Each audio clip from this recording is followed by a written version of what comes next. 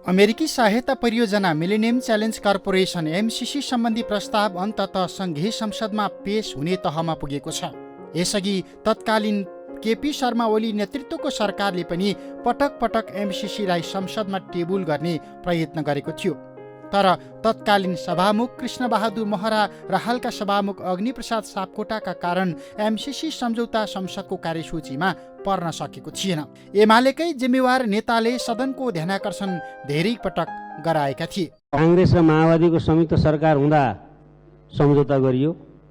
आज त्यो थन्को लाएर सभामुख महोदय तपाईँ समक्ष छ। यो एमसिसी अरू कुरा त कार्यव्यवस्थामा कहिलेकाहीँ कुरा हुन्छ। यो एमसिसी राष्ट्रिय हित अनुकूल बनाइन्छ सत्ता बाहिर हुँदा। सत्ताको निम्ति यसलाई जुवाको खालमा राखे चाहिँ गरिन्छ। यो संसदमा 3 वर्ष 4 वर्ष कति वर्षसम्म लड्काउने सभामुख महोदय, यो एमसिसी तुरन्त बहसको विषय बनाइयोस्। केपी शर्मा ओलीले सरकारको नेतृत्व गरिरहँदा साबिकको नेपाल कम्युनिस्ट पार्टी नेकपा धेरै पटक यही एमसिसीको विवादमा फसेको थियो। यो पछाडिको ढोकाबाट एमसिसी ल्याउन खोजियो। जसकेलाबाट एमसिसी छिराउन खोजियो।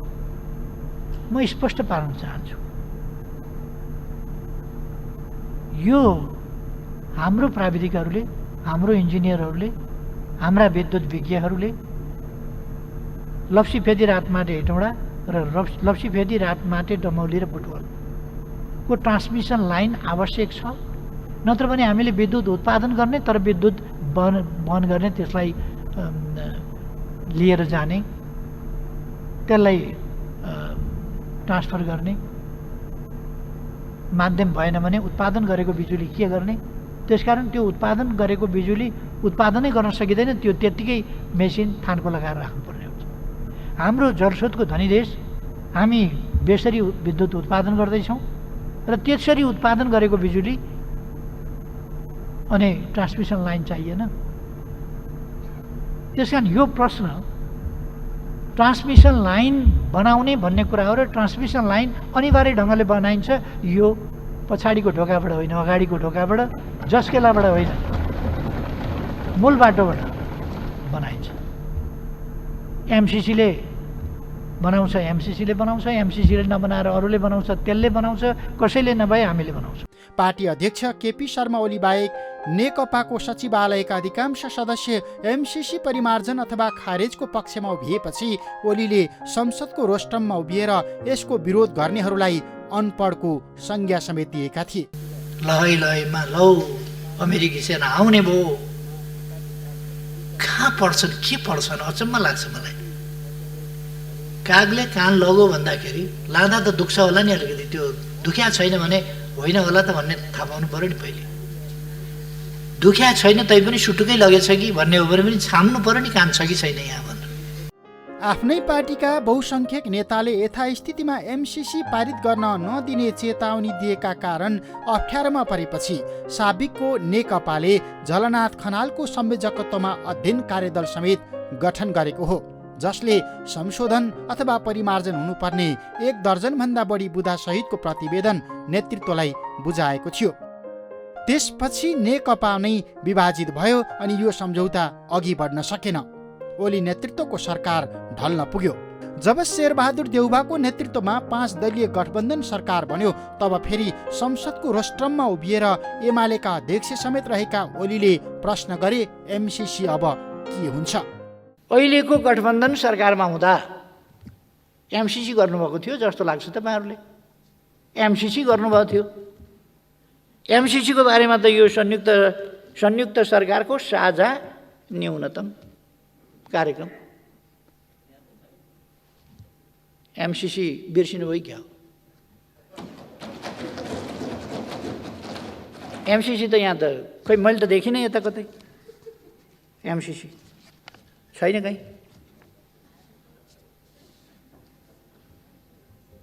अनि केपी ओलीले कतै एमसिसी पास गर्नुपर्छ भनेको क्लिप खोजेर वातावरण बनाउन खोज्नुहुन्छ।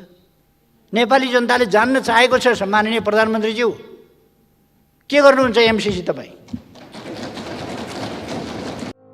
केपी शर्मा ओलीको यो प्रश्न अहिलेको सन्दर्भमा स्वाभाविक हो, किनकि यो सम्झौतामा हस्ताक्षर गर्ने तत्कालीन अर्थमन्त्री ज्ञानेन्द्र बहादुर कार्की अहिले गठबन्धन सरकारमा मन्त्री छन्। सरकारको नेतृत्व पनि तत्कालीन सरकार प्रमुख शेरबहादुर देउवाले गरिराखेको अवस्था छ। तर देउवालाई प्रधानमन्त्री बनाउन महत्त्वपूर्ण भूमिका खेल्ने नेकपा माओवादी केन्द्रका अध्यक्ष पुष्पकमल दाहाल प्रचण्ड एमसीसीको प्रश्नमा अझै मझधारमा देखिन्छन्। माओवादीले न खुलेर एमसीसीको विरोध गर्न सकेको छ, न खुलेर समर्थन गरेको छ।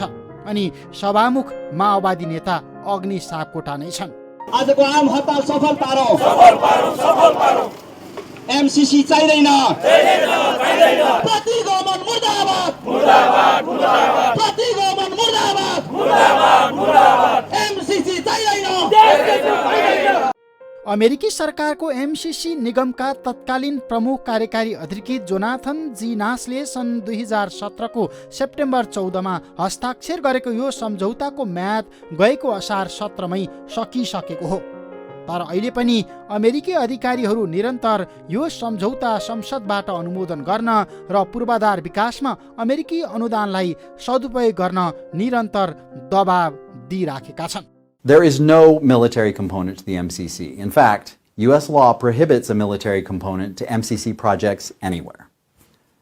Number 5, Nepal does not need to join or sign up for anything in order to participate in the MCC. MCC ma kunai pani sainya mamila jodieko chaina.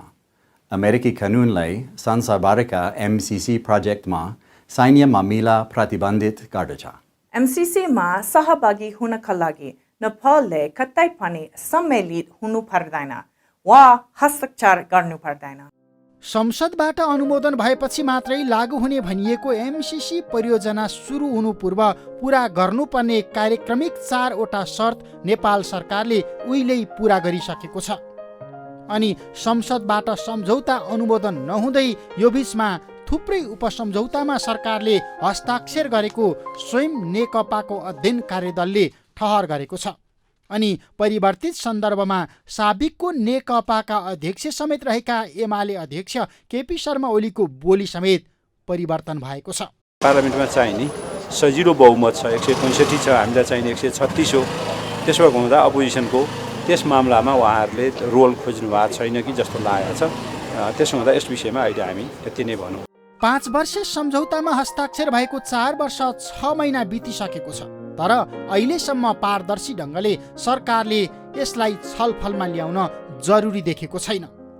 अमेरिकाको क्षेत्रीय सामरिक तथा सैन्य रणनीतिको अङ्गका रूपमा बहस भइराखेको यही संशयपूर्ण सम्झौताले मुलुकको राजनीति पुरै विभाजित गराएको छ। पार्टीहरू आन्तरिक विभाजनको बाटोमा पुगेका छन्। तैपनि यसका पक्षधरहरूको एकहोरो रटान छ।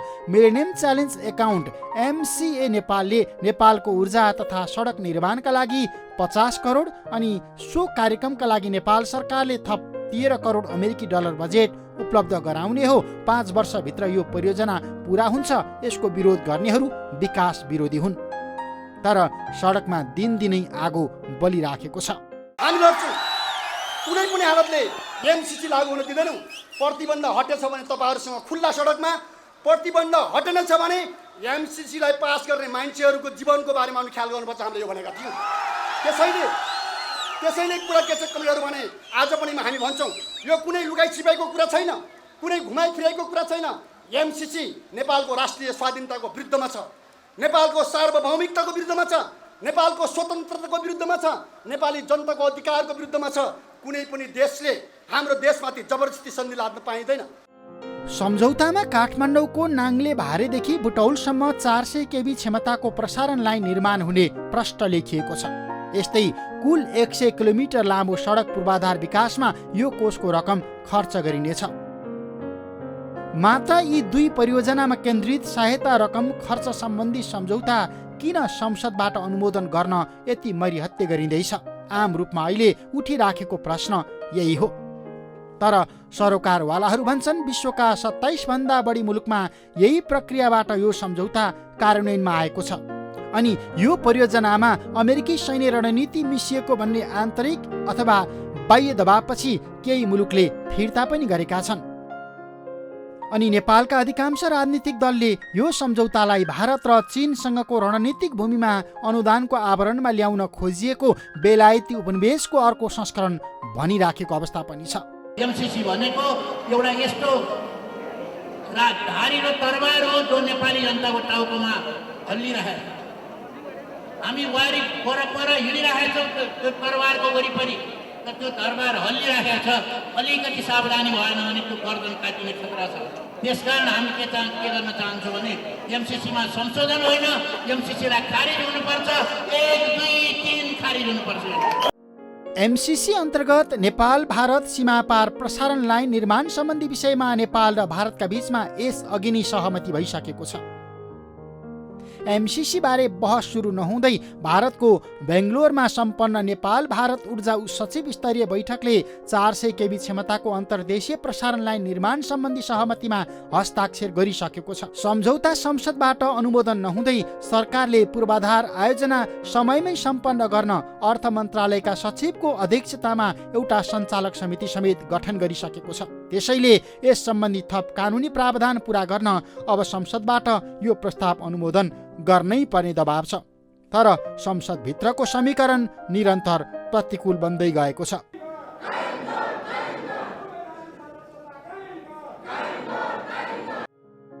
यो बीचमा अमेरिकी विदेश मन्त्रालयले धेरै पटक स्पष्टीकरण दिइसकेको छ, एमसीसी इन्डो पेसिफिक रणनीतिकै हिस्सा हो।